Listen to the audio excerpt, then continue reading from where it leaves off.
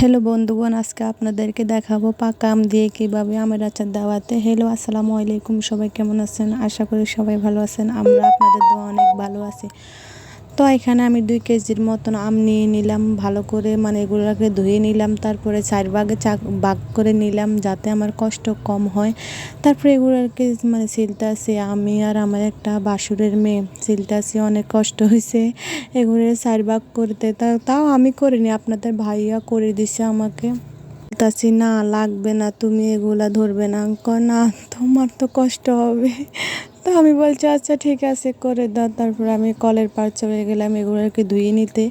তো ভালোভাবে এখানটা ক্লিন করে নিলাম। ক্লিন করে এখন এগুলো ডালার মধ্যে উঠানে দিয়ে দিলাম রোদের মধ্যে। তারপরে এগুলোকে শুকিয়ে গেছে আর তারপরে বিকালে পাকাইতে আচার দেওয়ার জন্য তৈরি হয়ে নিলাম। তারপরে আমি কড়াইয়ের মধ্যে চিনি দিয়ে দিলাম যাতে চিনিটা গলে আসে। তারপরে যে আমগুলো দিয়ে দিলাম। তারপরে এখানে আমি বেটে নিয়েছি চিলি ফ্লেক্স, পাঁচফোড়ন। তারপরে দেখছেন যে সুন্দর কালার আসছে রে ভাই, সেই সুন্দর।